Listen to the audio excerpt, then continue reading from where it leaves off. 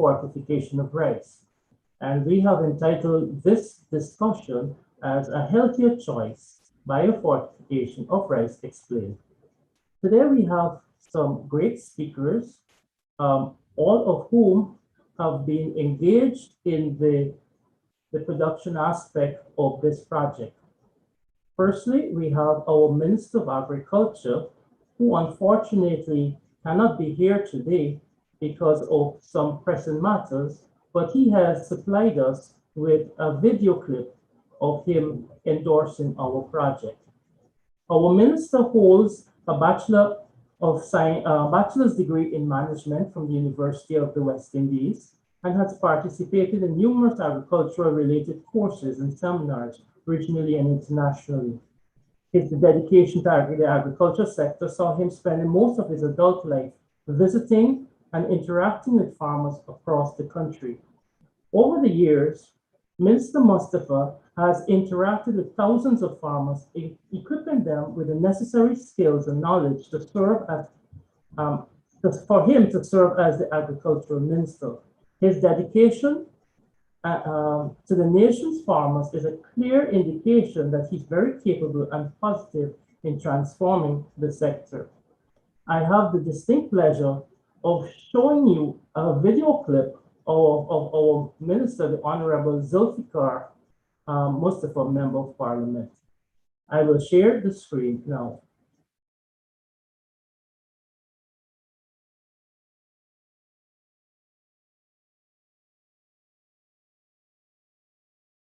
Rice is a major part of the strategic focus of our government's plan for prosperity. The rice industry's annual contribution to Guyana's GDP is 5% for the growing and manufacturing of rice.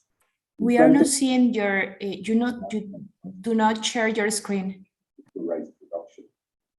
Additionally, rice accounted for about 46.7 billion Guyana dollars in foreign exchange in the year 2020 alone. The government of Guyana, together with the support from our farmers, will be making significant strides to advance the sector to the next level. We expect a dramatic increase in annual rice production over the next 5 years.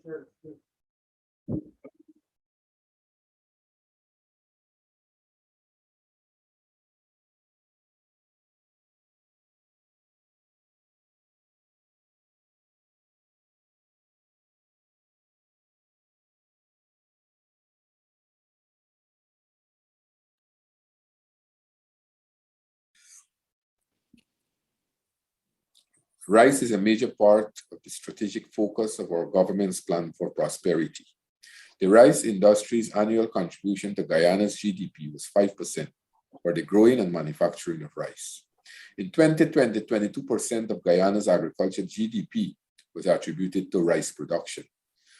Additionally, rice accounted for about 46.7 billion Guyana dollars in foreign exchange in the year 2020 alone. The government of Guyana, together with the support from our farmers, will be making significant strides to advance the sector to the next level. We expect a dramatic increase in annual rice production over the next 5 years, and this will be accomplished through initiatives such as the development of new rice varieties and through budgetary support. Only last year, the launch of the GRDB 16 rice variety, project spearheaded by GRDB, saw farmers having the potential to yield 60 bags per acre. Further, budget 2021 saw allocations for the construction of 6 drying floor at strategic rice producing locations and a soil laboratory to facilitate the efficient and economic production of paddy.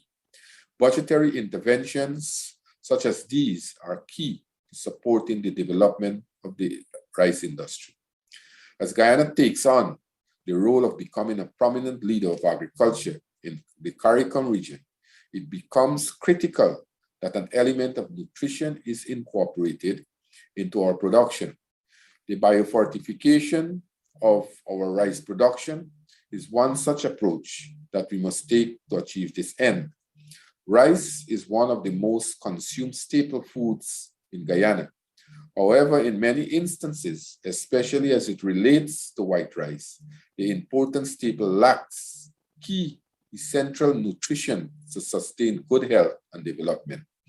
As a result, those who are unable to afford other micronutrition, rice-rich, non-staple food for the balanced diet are often at the highest risk for micronutrition deficiencies, such as zinc and iron deficiency, which affect 41.3% of the pregnant women in Guyana.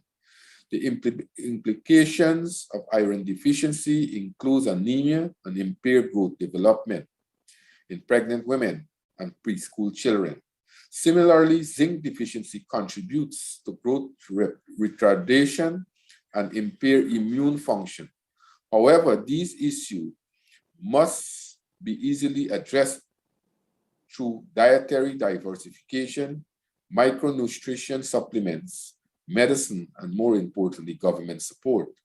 The government sees the biofortification of rice as an efficient and cost-friendly approach in mitigating micronutrition deficiencies in Guyana, and also as an opportunity to capitalize on higher prices, which will be expected, given that its nutritional properties are higher than that of regular rice.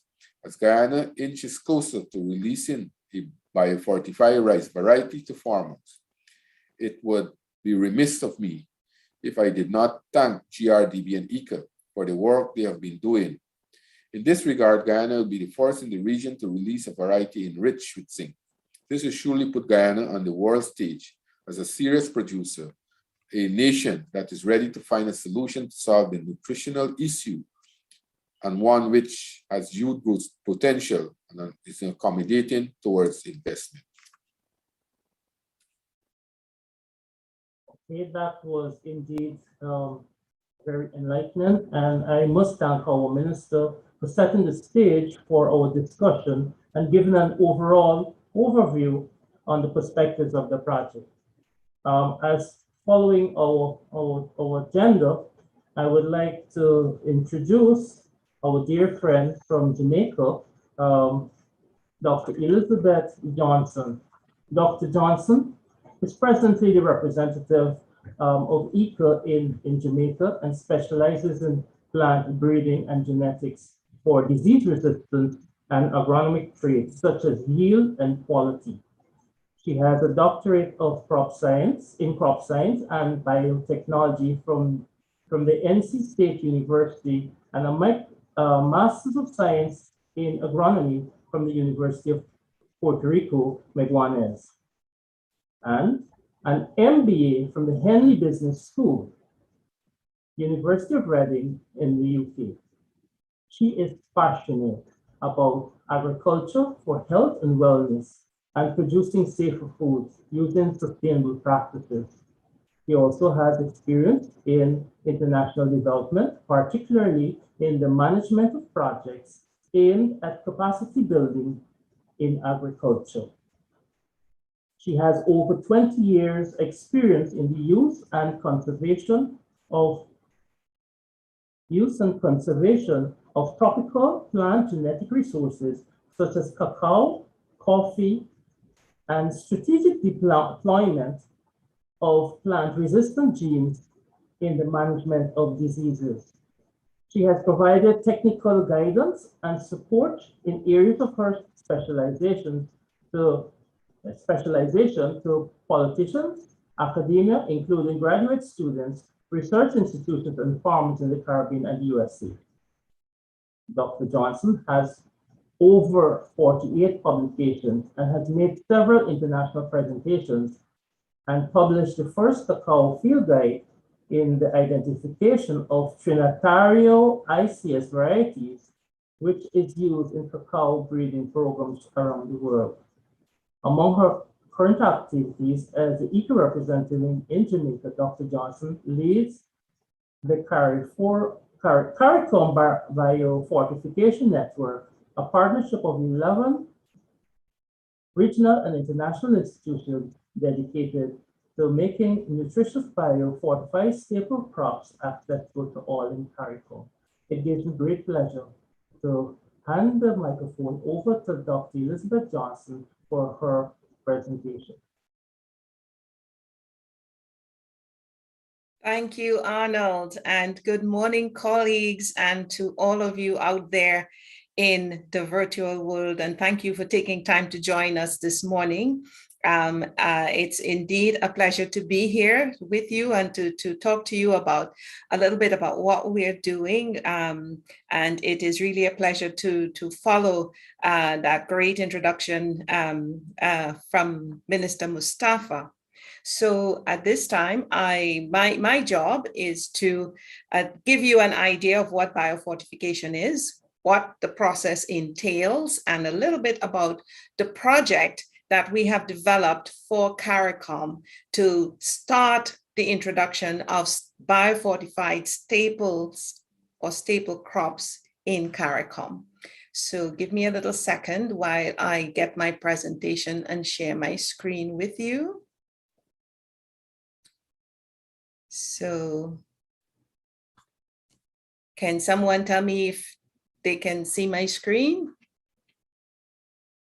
Yes, we can see your screen, Elizabeth. Okay, thank you very much. So what is biofortification? It sounds very complicated, doesn't it? But really, it's a modified system of plant breeding. Here, the emphasis is really to select or improve for the nutrient or the nutrition content, that is the mineral and vitamin content in a variety. This can be done in one out of two ways, either by conventional plant breeding, that is by crossing lines with the desired characteristics and selecting for those that have the characteristic, i.e. the higher iron or the higher zinc or the higher mineral or vitamin content that we are looking for, or it can also be done through genetic engineering, okay? The end result, though, are these lines that can improve and have measurable improvements in human health and nutrition. Now, in the Caribbean, for the staple crops and all the biofortified crops that we will be using or introducing into the Caribbean, these will be non-GMO crops. These will be crops that are developed through traditional breeding, okay? So the process or the value of a biofortified crop, okay, it affords diversification in terms of having a range or different types of nutritious crops or adding nutritious crops to or staples to the diet. Medical supplementation, okay, because these of course contain higher minerals and vitamins. You can also fortify a crop by adding artificially iron or vitamin D or zinc, and we have seen, we know of all of the fortified crops or staples that we have on the market. And then there is biofortification, which is the process we are talking about today, all right? Now, where or how diverse or how much, how common is this in the world? Well, oops, I'm sorry. Actually, as you can see, there is a lot of work going on across the world. Harvest Plus is the entity that started the biofortified crop process, the introduction of biofortified crops. And since 2004, over 393 varieties of some 12 biofortified crops have been introduced across 60 countries. All right, in 2020 alone, all of the blue areas in the on the map indicates the areas where biofortified crops are now being utilized on a regular basis. It is part of the diet of these populations, all right? And in 2020, alone 23 varieties of 7 biofortified crops were released in 9 countries. Now, if all of the blue areas represents where biofortified crops have been and are being consumed and utilized, as you can see in our region, only Haiti is the country where we have started, and it was with sweet potato.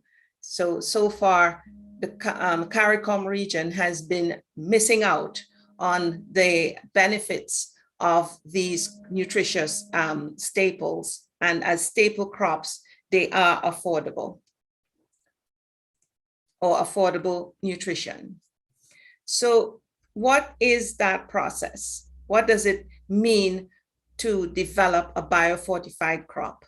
Well, first, we look at the germplasm, or the materials or the lines or the varieties that are available from the crop, and they are selected, okay, for that characteristic, the characteristic to actually produce or have more of the mineral or nutrition of interest in the crop. The next part of that now is having the ability to generate nutrition in the edible parts is just one part or one facet, right? This plant now needs to be able to grow and to produce in that particular country or environment. All right, so this is where the crop development phase comes in. Once the variety that has all of the characteristics that we want, including the ability to increase its nutrient content is identified, then the seed multiplication phase follows, distribution of these seeds to the farmers, crop production and training now in post-harvest handling, etc., goes with this training to the farmers. Whatever type of value addition is required or desired of that crop, staple crops, can go in there. And then we're talking now of these products, or this line of biofortified food being available or made available to the consumer. So Arnold mentioned that, we in CARICOM, the process, we are initiating the process, and ICA has been given the mandate by the COTED, okay, to introduce or make this process available in CARICOM, to introduce biofortified crops, staple crops to CARICOM. And ICA has now formed a partnership with 10 other organizations. Here you can see their logos, and we're all working together as the CARICOM Biofortification Network. And our goal is to make biofortified staples. We have started with rice and beans, to make these available to be grown commercially in CARICOM for all of CARICOM to consume and to benefit from these crops. So our group, our network, have written a project, and this 5-year project contains 4 components. All right, so these little symbols here, this whole biofortified crops, or this project, sits under our ICA's Bioeconomy and Production Development Program. And the 4 components of the project is, first, the conventional breeding to develop iron-rich beans and zinc-rich rice, okay? And the beans will be produced this is for CARICOM. So our end goal would be to release about 3 to 5 new kidney, small red, and small black bean varieties, okay, that would provide about 15% of the daily requirement for iron, okay? And likewise, we would like to release 2 to 3 irrigated rice varieties that would contribute about 40% of the daily requirement for zinc. So the second component of the project now is to introduce or to educate our consumers about biofortified crops and their advantages, and what, you know, I think the minister actually summed up well, you know, what are the effects of the deficiency of iron and zinc in his presentation. So we need a paradigm shift. We need to stop thinking, or to stop thinking about food and the staples that we are eating, our staple crops, as simply calories, okay? They actually are a source of nutrition for us. And that takes a certain amount of education and promotion to inform our people about these crops. Now, another component of the project is to assess the market demand, because these crops are going to be produced by farmers who will be making an investment in these crops, to grow these crops.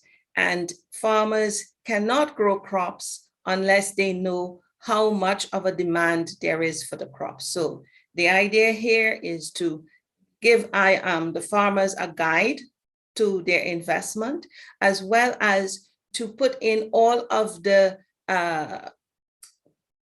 characteristics and have the consumers be able to make informed decisions about their choices on these, about these crops. We want them to know how good these crops are for them and what these staples will be delivering to them in terms of the nutrition content.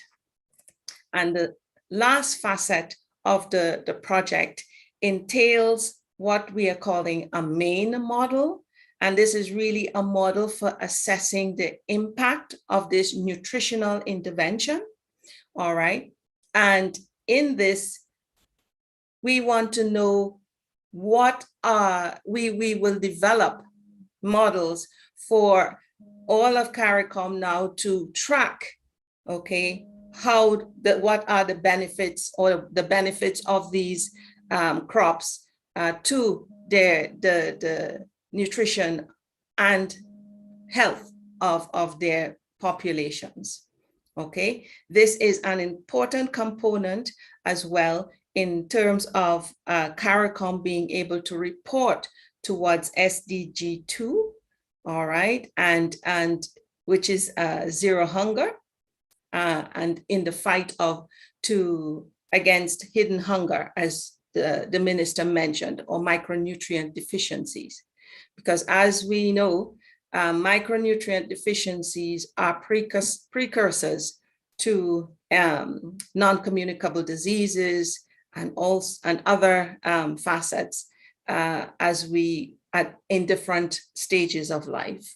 So I will leave that aspect of it a little bit more to my colleague and good friend as we move on with our program. But Arnold, I think I have tried to sum up as best as possible the components and of the project, what we're hoping to achieve in this 5-year project as we go forward.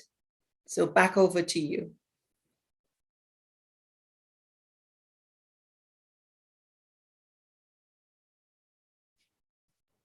Thank you very much, Dr. Johnson. Indeed, I have been listening, and there are a couple of things that jumped right out to me. I heard at some point you were talking about all of these varieties being released, and I heard the term affordability, and then I heard the term you speaking about improved nutrition and fight against hidden hunger. And this tells me a lot because it's that rice and beans are staples, and if the general public can have access to this, we can find all those things that Minister spoke about, say the impaired growth, as in terms of preschool children and women and pregnant women and deficiencies and so on. So this here is a major project, and it is wonderful, and I feel very proud today that I'm a part of ECA, and ECA has been able to show some sort of with our partnership and leadership in CARICOM. I feel really happy about this, and kudos go out to my colleagues, my three colleagues who are also sharing the panel, and this is a wonderful day for me. Okay, let us go on with our discussion, and I have no other than our friend Mariella from Embrapa.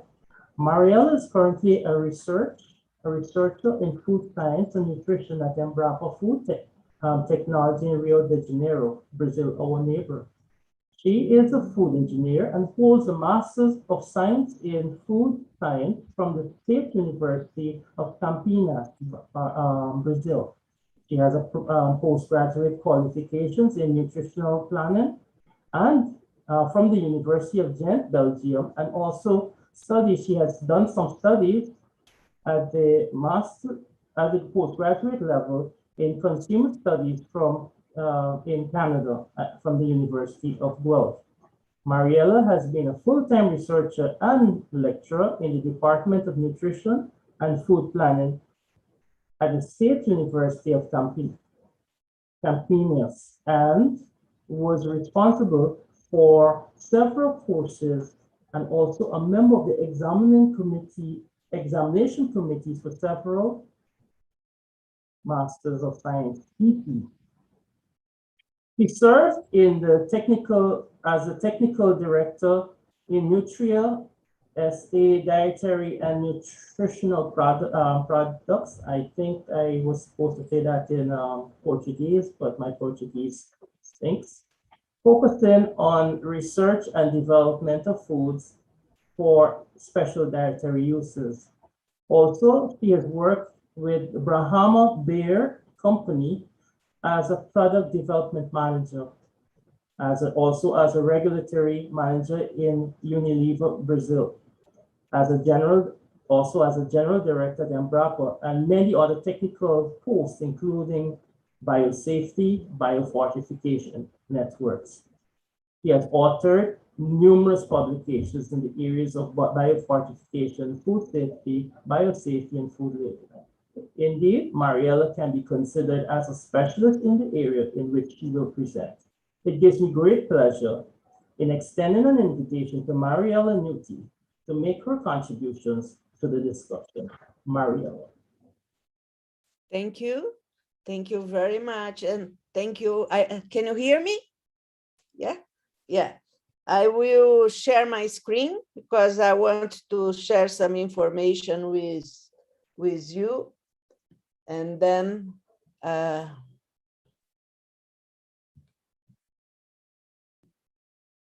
just a moment.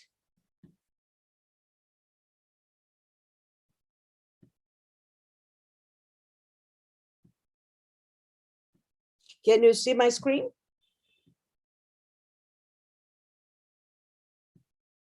Yes, we can. Yeah, Just yeah, to go thank into you. presentation mode. Yes, okay. I have to put in the presentation mode. Just a moment.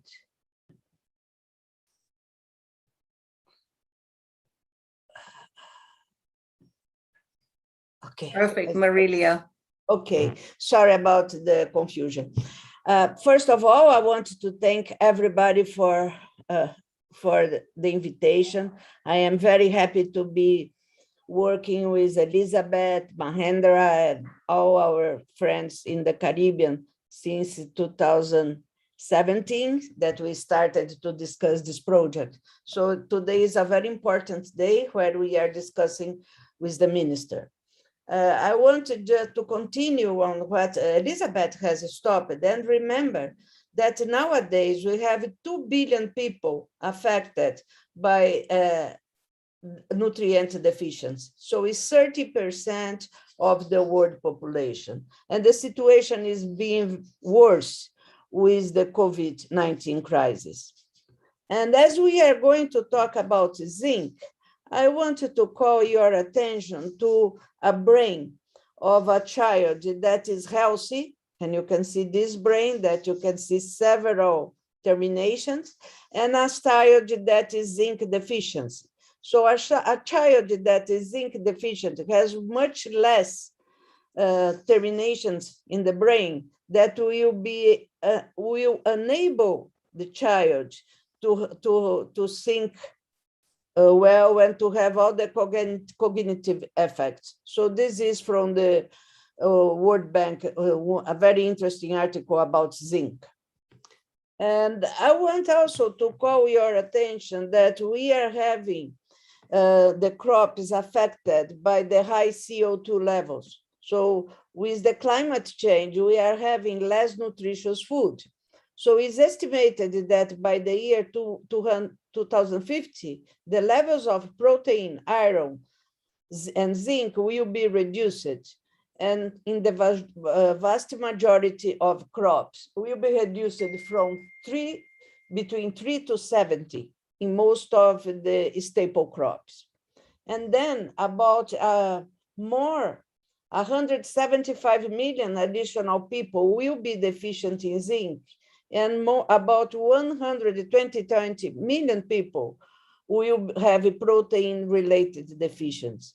So recent evidence suggests that biofortification is also one of the most effective solutions to address the world nutritional deficiencies and the effect in the climate change.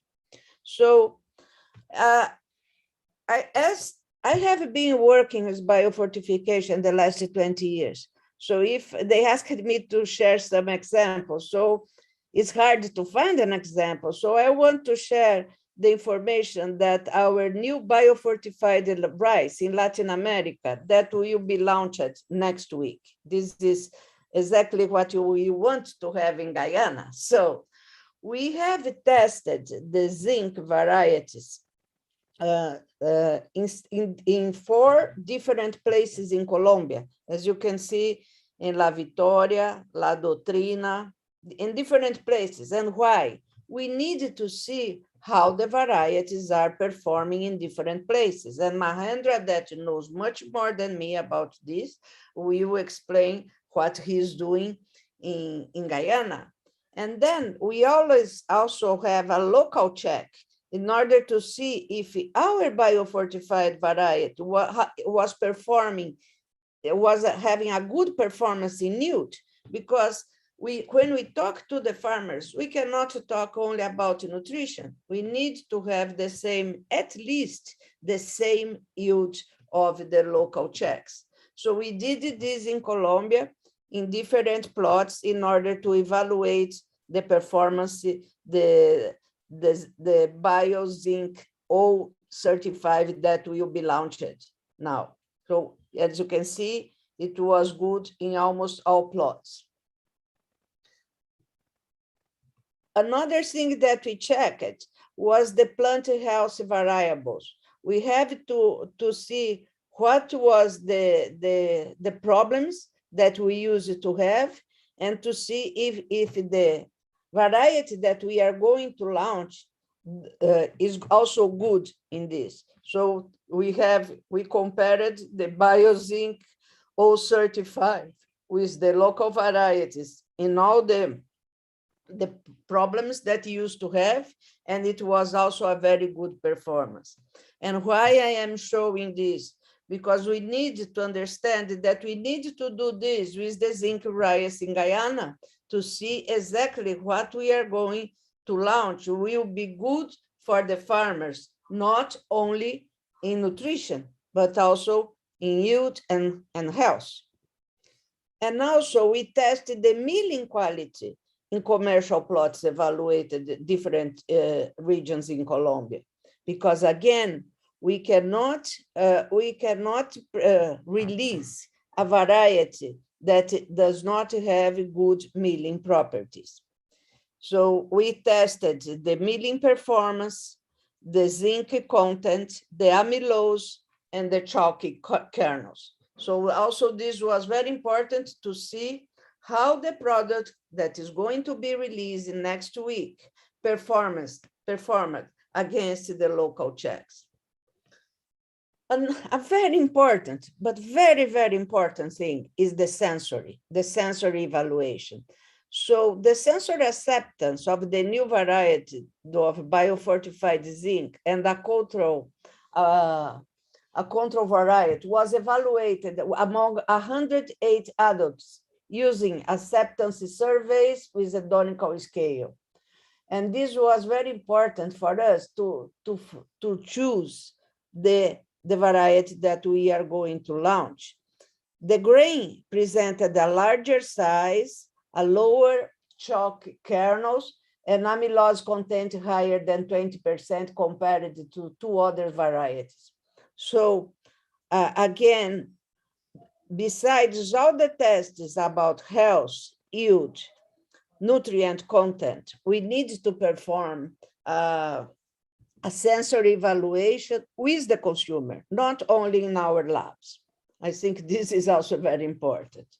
So what are the general benefits for the farmers and consumers of Colombia that we expect? I am giving Colombia as an example because it is the newest release that we are going to have, that is next week. The new variety is competitive under the current productive system in the country. This material equalizes the production of the most competitive materials in the country, on average 5 tons per hectare. The new material presents high plant health against the main diseases and pest problems of the country. And the material has a good milling performance under the country's processing conditions, emerging as a viable option for the rice industry. Likewise, in the evaluations carried out on consumers, it was considered a high-quality material. Finally, this new variety is considered a good source of zinc.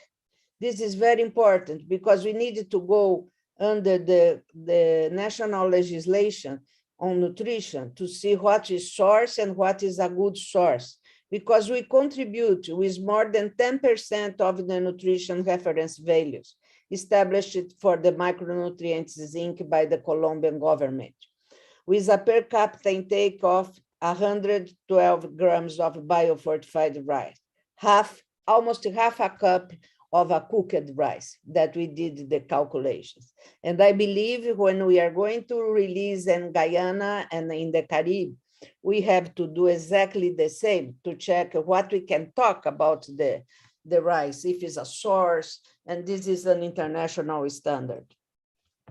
So I am happy to say that next week on October 27, we are going to have a launching, and I will send the invitation. I know that will be in Spanish, but anyway, if you want to be with us, it will be very important because we are going to have the talks also with the farmers that want to grow this.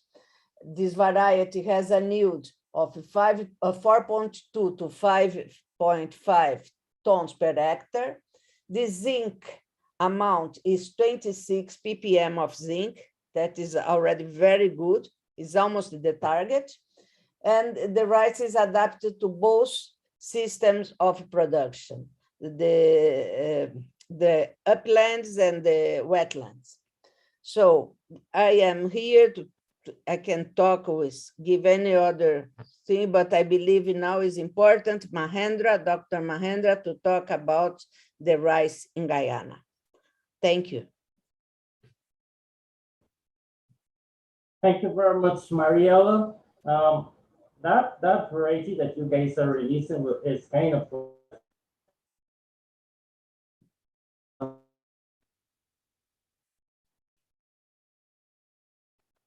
being fortified and how many people can eat it and how many people can benefit from it.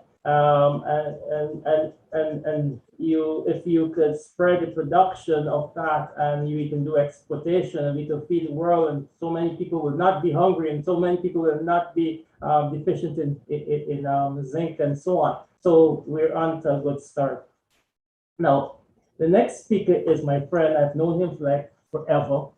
And he holds both a master's and PhD degrees in plant breeding and genetics, both of which were awarded with distinction from the Indira Gandhi Agricultural University. This is a big one, and I want to show off for my friend.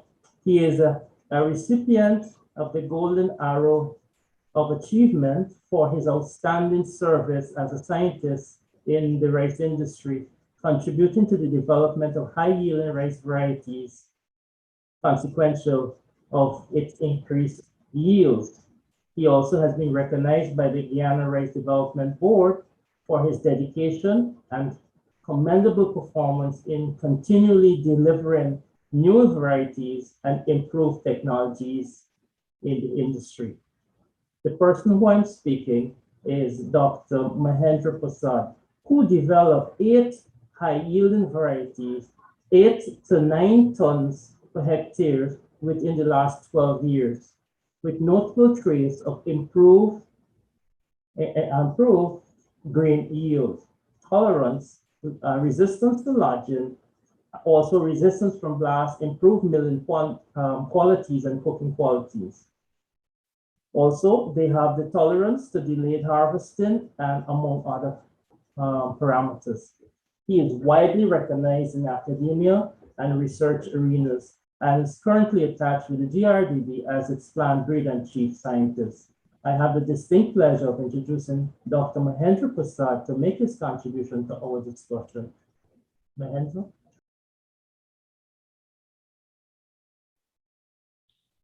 Thank you very much, Arnold, for an excellent introduction.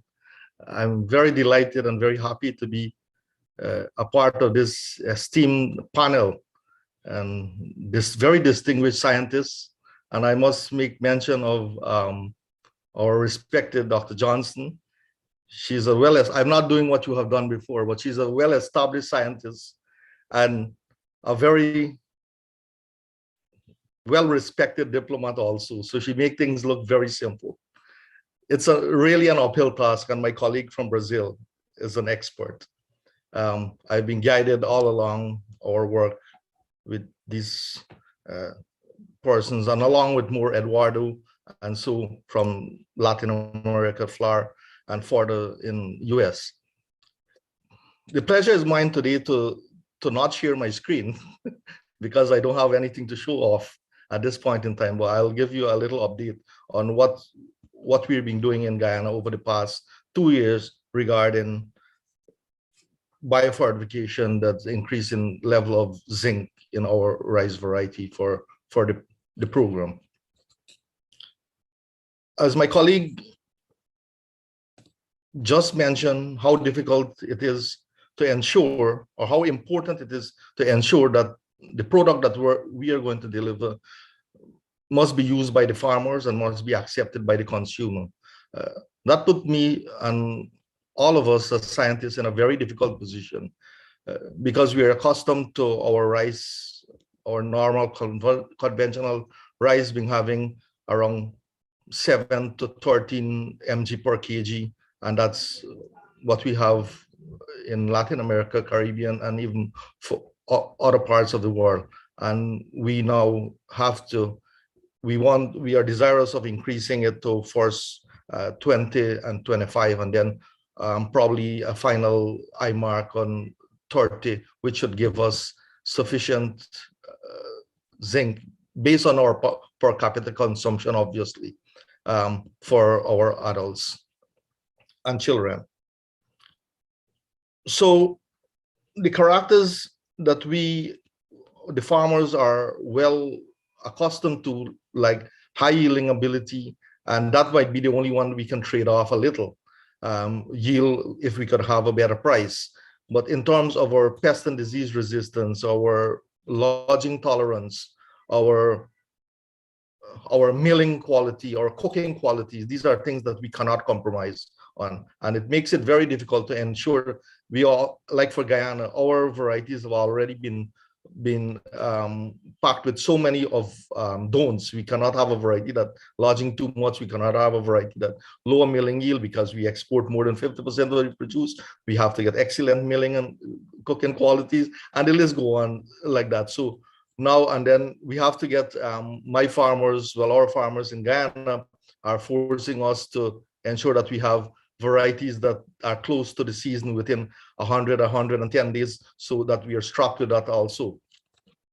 Now we have to include one more criteria to ensure that we have higher level of zinc. And the thing is, increasing levels of zinc through conventional technique in rice, it's always going to be an uphill task. It's not easy.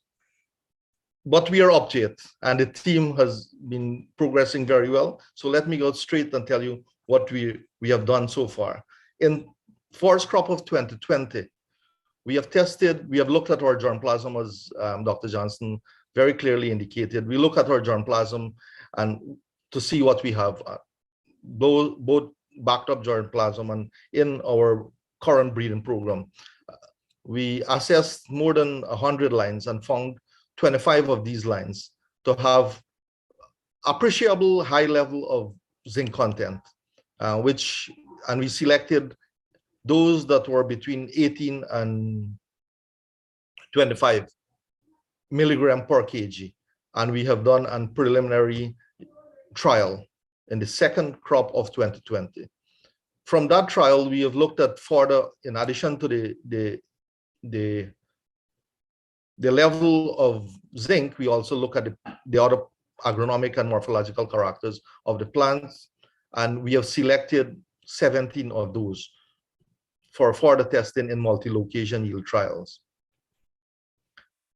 So in this first crop of 2021, we have tested 17 entries in 4 locations in Guyana. That's at the resource station, and that's in region 4, with region 5, in region 6 at the Blackbush substation, in region 3. Actually, it's in a farmer field who have given us a piece of land, and in region 2, also at Anna Regina. We have repeated this trial in the second crop of 2021, and we are currently harvesting this crop. The final location has been harvested today. In terms of the yield potential, it was very clear that we have genotypes within the 17 lines tested that showed high yield potential in terms of like 6, 7, even up to 8 tons per hectare, and a little more at various locations, 1 or 2 times. So we have basically from material within our group that we have to select from within 6 to 8 tons per hectare. This is quite comparable to when you look at what's happening on the ground in our local checks. The lodging tendency is also very good. In the tolerance for lodging of most of the lines tested in our trials. So the milling and cooking qualities so far has been looking very good, but a lot of work more need to be done in the coming seasons. So here we are at the second season of our multi-location yield trial. We will further need to continue one more season, so we have a wide data set, and we will select candidates as soon as all our testing has been done and all the sensory analysis, milling, cooking qualities, and we have to keep retesting for the level of zinc and other nutritional traits. So that is where we are at this point in time. I don't want to make mention of the next steps, or I should maybe later on, But as I'm on the floor, I will just say we now have in hand a reasonably good data set. We still have to generate more information, and our colleagues are working at their various locations, trying to assist in generating this data set. As maybe in the future, it is very sure that we are hopeful that we can get a variety or two, as Dr. Johnson mentioned, to force with high level or force maybe around 18 to 20 mg per kg, and then the process have to go on. So this is just also, all these trials that I'm talking about is just one step into the whole vision of biofortification of rice in this project and in this region.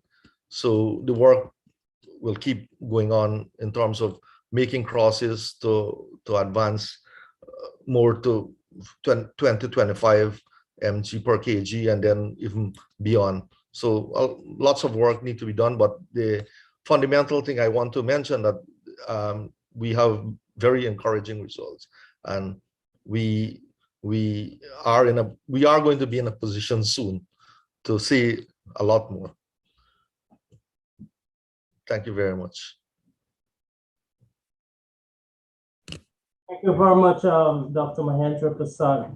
I have been given a number of questions that have been coming in, and we may want to go into a little question and answer, and I pose the questions to the panel and give them a chance to answer.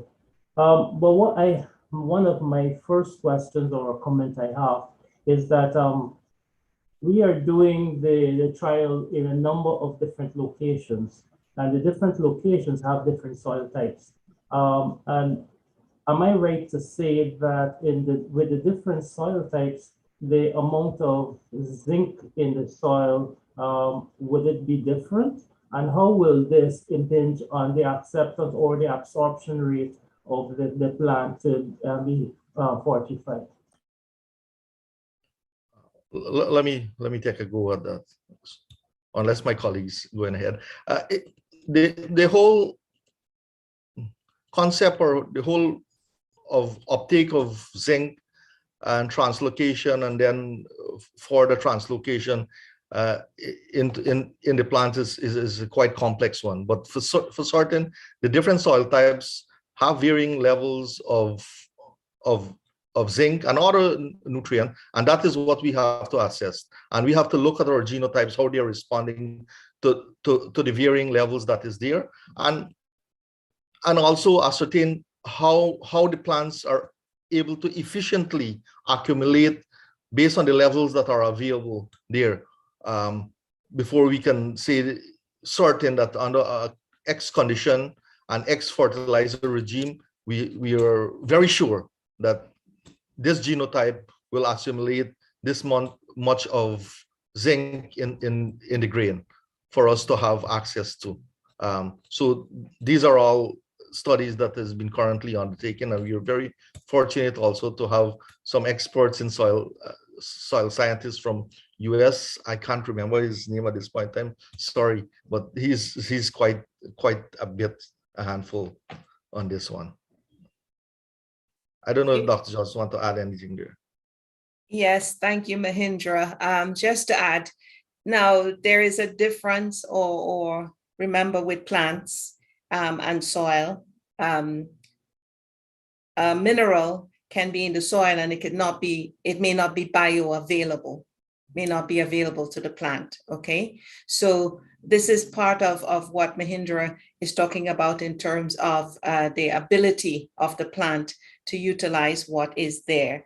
Now, when we are talking about biofortified crops, we're talking about the plant having a natural ability to bioaccumulate. Okay, that is to make the best use of what is available to take in and accumulate and store in the grain, so that that nutrition or that mineral can be available to us. All right. Patrick Drohan is who you were talking about at Penn State. It was remiss of me to mention agency. So Arnold, if you would allow me, it's our network comprised of CIAT, FLAR, CARDI, Harvest Plus Latin America and the Caribbean, the Guyana Rice Development Board, PAHO, Penn State University, all right, and we have our ICA delegations in at least 5 countries. We have the Ministry of Agriculture, Food, and Immigration in Belize. Then we've got the Ministry of Agriculture, Land and Food Production in Trinidad, maybe not the P, in Trinidad and Tobago. We've got the Ministry of Agriculture in Guyana, in addition to the Rice Development Board.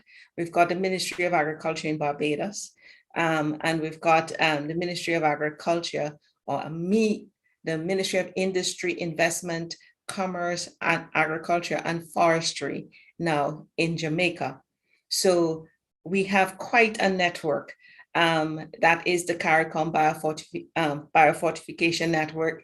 In Penn State alone, okay, there is the breeding arm, there is the communications specialists, there are the soil health specialists, and there's also the nutrition department. So it's quite a team that of specializations and specialists that we have, you know, really coming together at this time, in addition to Marilia and her group, coming together to really and truly bring on this these biofortified crops to make these staples available to CARICOM.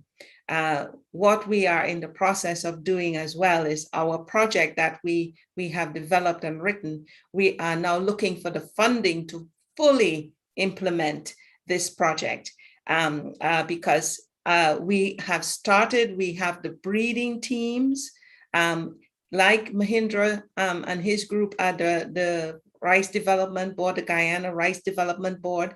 There is also the counterpart for the bean breeding team with CARDI and the Ministry of Agriculture in Belize to do the work. And here the partner, instead of FLAR with for the rice is Dr. Beebe, Steve Beebe at CIAT. All right, so we've got the strength of CIAT and the breeding work, bean breeding work of CIAT, working in Belize with the ministry and CARDI to do exactly what we're doing with rice in Guyana. With the beans, it is iron. We're looking at improving iron. So we now have a strong team. We've got the breeding team. The teams are doing an excellent job in looking at the performance of these lines, these new varieties, because as you see, it is a process. It is a time-taking process to really and truly accumulate and to see that all of the characteristics that we want from these new lines that are really there, okay? It's not only the increased nutrition, right? We want the increased nutrition and everything else we had before. We can't lose anything, right?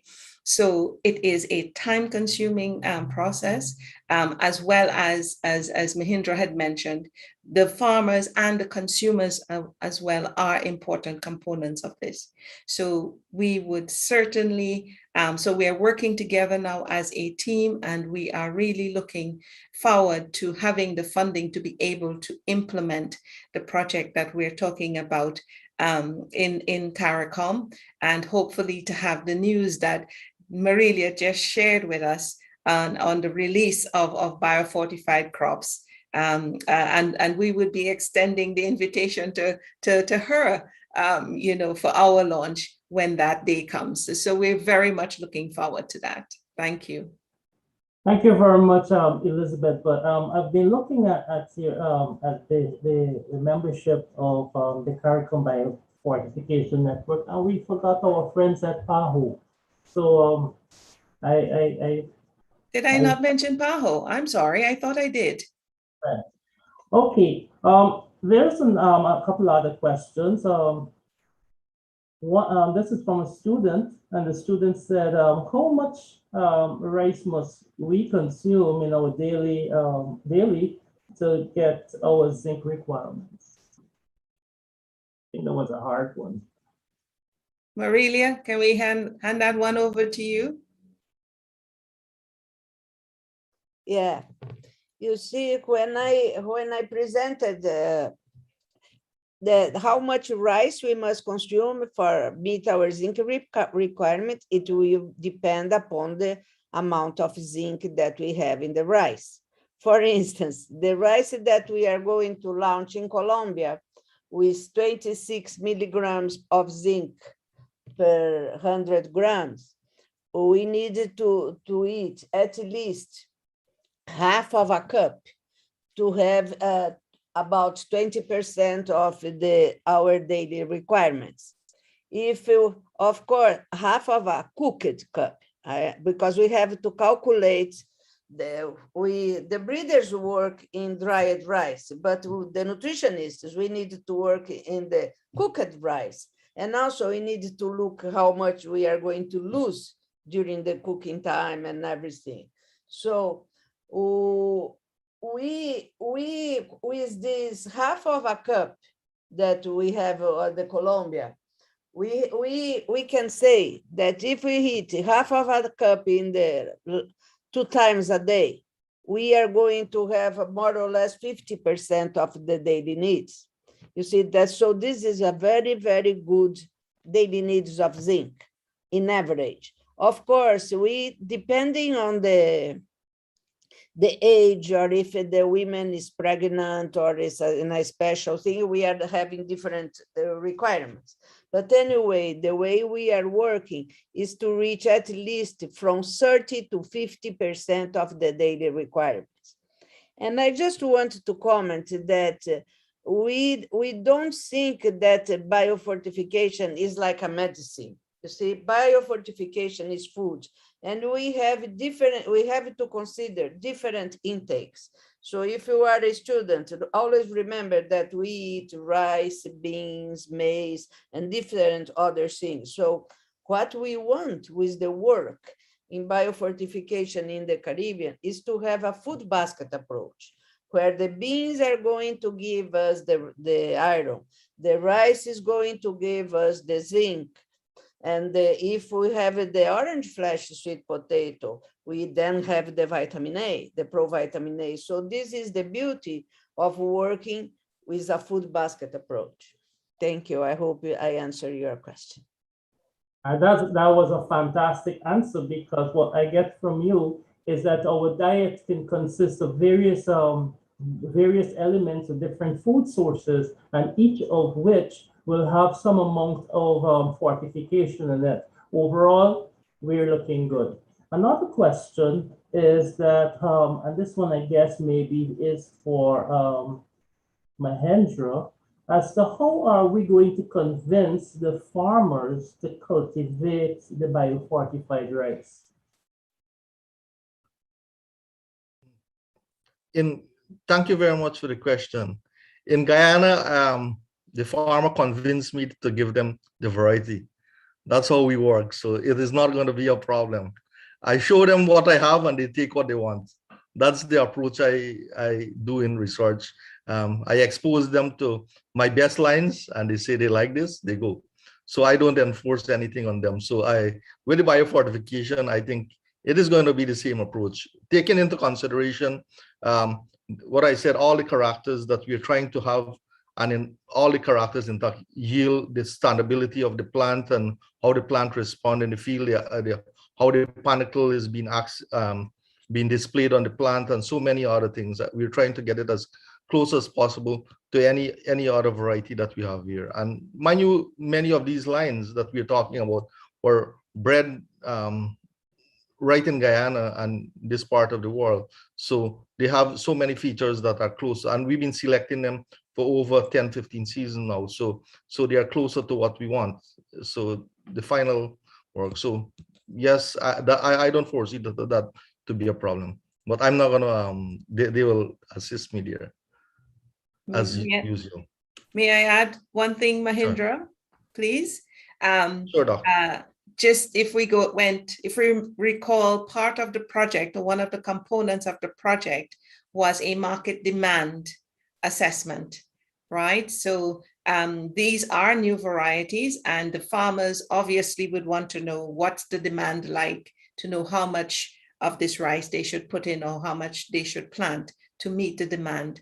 So part of the project, when we get it funded, is going to actually be able to tell the farmer that, you know, this is the demand or the expected demand, you know, that you will have to fulfill. And then as consumers become more and more educated and the demand grows, then they will know from the market demand, the pull, how much to plant.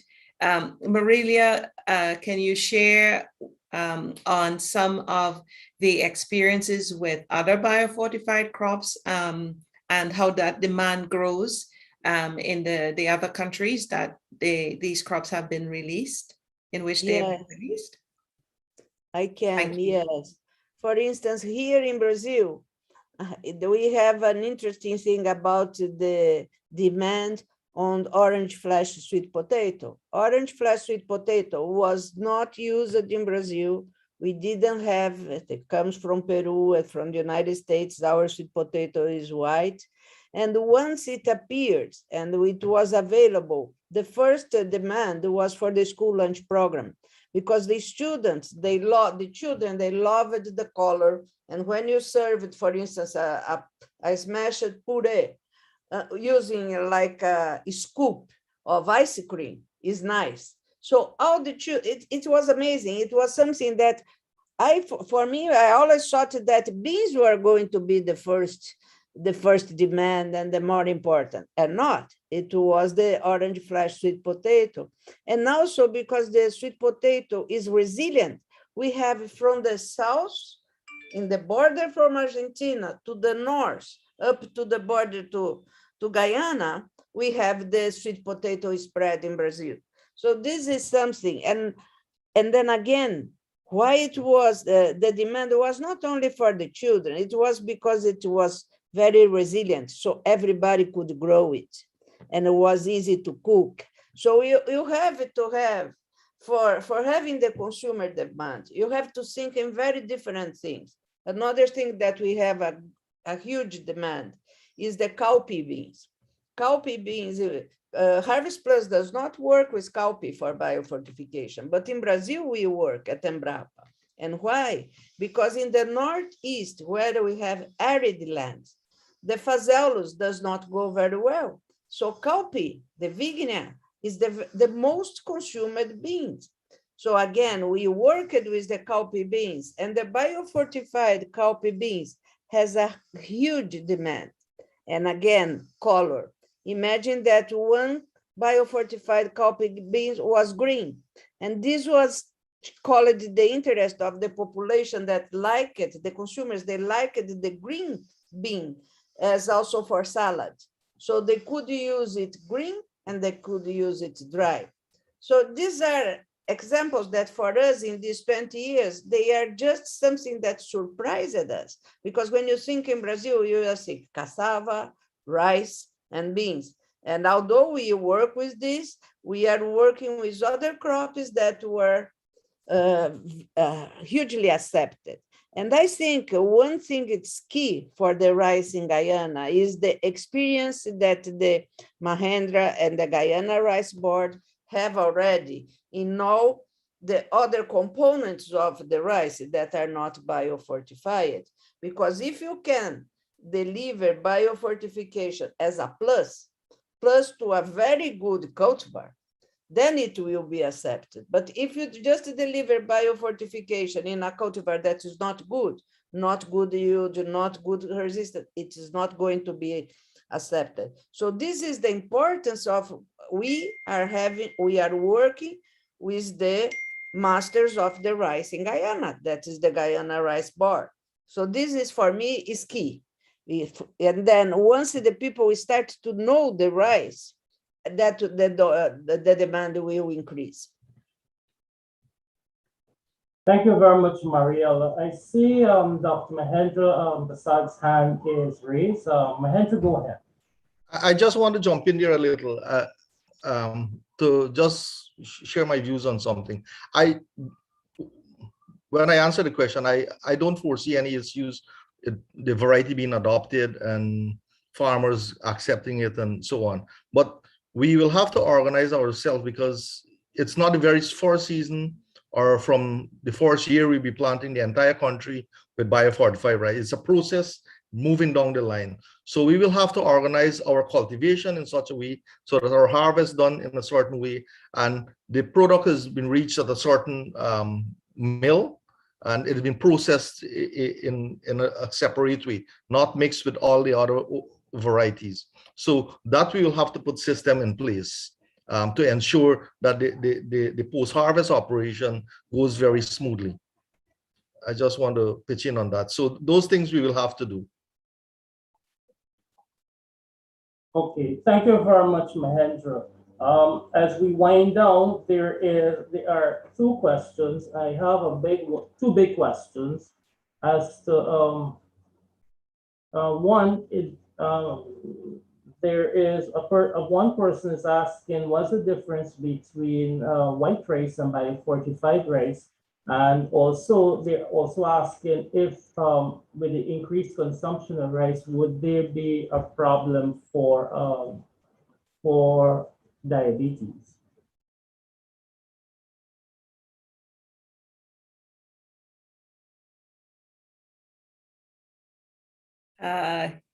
Okay, I will start. Okay, you go ahead. Go ahead. Thank you, Marilia. White rice can be biofortified. It's simply a variety of a particular type of rice. So you can have aromatic rice that is biofortified. And I know this is one of our favorites in the fields as we walk through with Mahindra. We are trying for that. So it's not necessarily white rice or brown rice or biofortified rice. It's simply another trait or an additional trait to rice that you already have. Your long grain rice, your aromatic rice, all of them, we can select for that ability in those types of rice to have a higher nutrient content or higher nutrition. Okay, so I hope that answers that question. And in fact, biofortified rice, okay, if taken or remember, hidden hunger and nutrient deficiency early on in life leads to chronic diseases at the adult stage or later on in life. So if you are deficient in zinc, zinc is one of the minerals. It's involved in 300 of our biological processes in our bodies, and we cannot store zinc. Every day we need to have food that delivers the amount of zinc that we require for those 300 processes to take place. And as Marilia indicated, the amount of zinc that you need is dependent on the age or the life stage. So developing children need zinc, a certain amount of zinc, pregnant women, lactating women, men, okay, let's not forget the men. Men need zinc. We all need zinc, right? It's also a very important component of the functioning of our immune system, right? I'm sure you've seen all of the packages, you've got the flu or whatever, have zinc, right? So zinc is just one of those very, very important and critical minerals. And the real crux of it is that we cannot store it. We need to have a daily intake. So if you have the balance now no mineral and nothing in our bodies work, alone. It's a combination, as Marilia stated, right? It's a food basket. Everything works in unison. It's a holistic approach to nutrition and to that to health. So it's not like, taking in a whole lot of zinc and nothing else. If it doesn't have the other nutrients or vitamins that it needs, to work exactly, everything works in unison, right? So it's a balanced diet we're talking about, and we're looking at, having an affordable source. Okay, because now I think you must have heard now with the latest news and the latest fallout from COVID is that food prices are going to increase, right? Fuel and food prices are going to increase. Now, if food prices are increasing, it means that nutritious food will become more and more expensive, and there will be that lack of nutrition. So if we can provide staples, right, that are affordable and accessible to everyone, that delivers the nutrition and or part of the nutrition requirement per day, because remember, you need at least 16 minerals and vitamins every day. These are essential, okay? Every day they're needed. So these are part and parcel of our diet. Marilia, please go ahead and add. Yeah. No, I think in the end of the question was something related to diabetes. So what I want to call your attention, that is, for diabetes, it's very important that you pay attention in the glycemic index. So if you, of course, if you eat a lot, and the glycemic index is based on the amount you eat and the amount of glucose that will be generated in your body. Of course, if you eat only 1 kilogram of rice per day, if you are a diabetic, you cannot do that. But if you are diabetic and you eat brown rice, so whole rice together with beans, for instance, is already very good for your diabetic system, because the fiber from the beans together with the fiber from the rice will be very important. Even nowadays, the treatment for diabetic people does not say that they cannot eat white rice. You can eat white rice. What you cannot do is eat more than an adequate amount. So everything in our diet has to be, also we have to look considering the amounts. Okay, you cannot only, for instance, just give you a quick example. Carrot is very good and has provitamin A, but has a very high glycemic index.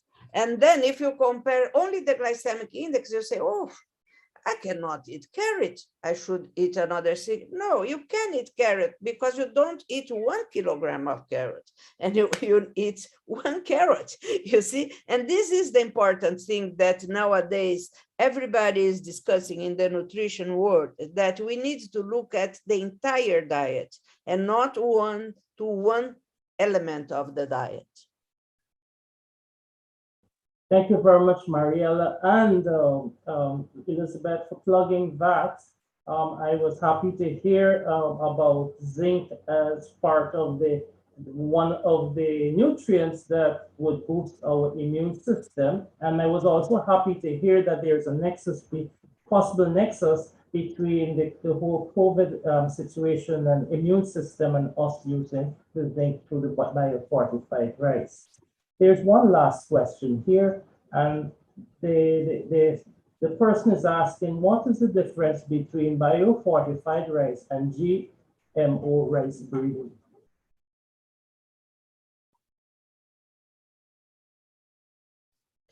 I can answer, I can start, and then Elizabeth can complement if it's necessary.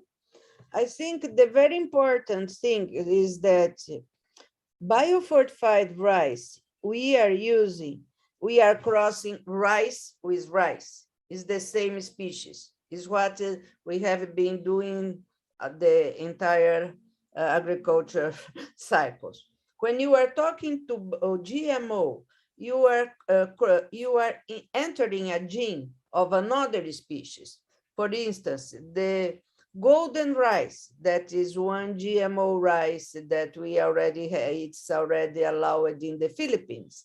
In order to have more vitamin A, you have enter with a gene of a flower. So once you have a gene of another species, you have a GMO, and then you have to conduct several studies to see if it's not allergenic, if it's not toxic, and that's it. So this example of the golden rice have been the last 20 years, I believe, we are having tests to prove that this is not allergenic, that is not toxic. But the main difference is just think, when I am crossing one species with the same species, is conventional breeding. When I am introducing another gene from another species, then it will be a GMO and it requires a different treatment. And in the CARICOM, we are only using conventional breeding. I think Elizabeth and Mahendra, that are breeders, they can complement. Marilia, that's an excellent explanation. And I would simply back that up by saying, I think Mahendra explained how we started off, right? It was his advanced breeding lines, which were all developed by natural crossing, that we tested to see who had the additional ability to have higher zinc. We did not take any gene from anywhere else and introduce it into Guyana rice. No, it was simply the elite among Mahendra's lines. And we looked at them and said, okay, who has that extra ability to have more zinc in the grain? And that's where we started off. And those are the lines we're working with. In CARICOM, we have no intention whatsoever to introduce GMO biofortified crops, none. The market is not yet, from our basic studies, our small studies, there doesn't seem to be a consumer acceptance or a willingness to even consider GMO biofortified crops. So there's no sense going there. Right now, we are only working with crops that are developed through conventional breeding and with the additional ability to accumulate nutrients for CARICOM. Mahendra, is there anything you want to add that I missed? No, certainly you didn't miss anything there. But I think the question of GMO, Arnold, can facilitate a whole new, another discussion on that, which I would very much like to be a part of. Our colleague from Brazil already, we've been modifying our crop genetically since the beginning of time. But when the gene comes from not a closely related one, it has become a little issue for some persons. So yeah, it is well said. The discussion on genetically modified is a whole different discussion. It's a whole different thing. Yes, but so we are not on that, and we are not having any intention. But just to say also, the colleagues from different parts of the world are having good results with GMOs. But using conventional breeding, we have estimated that we could, well, the literature is very clear, around 6 to 8 mg per kg by just continue doing what we're doing. And with we are already 15, 20, if we add another 7, 8, we should be fine. We should be fine. And then I could back myself. I think 6 to 8, it's kind of, I think we could stretch it far beyond that using conventional techniques. Because I'm very, very sure it's not only one location or one gene or just a few QTLs. There are more, and we can pack it up. We could stockpile it like anything else and have the best out of it. So, pyramiding. Yeah. Thank you very much, Elizabeth, Mariella, and Dr. Mahendra. Indeed, this session was very enlightening for me, and I know the viewers out there would feel the same.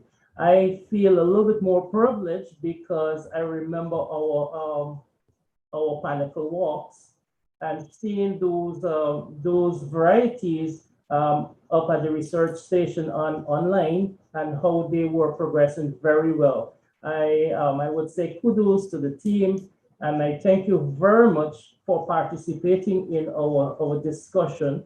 And I would like just to say thank you on behalf of my representative, Mr. Wilmot Garnett, and the other staff members. Indeed, it was my pleasure. Thank you again. Thank you all. Thank you very much. See you all. Thank you and bye-bye. It was my pleasure. Mhm. Bye.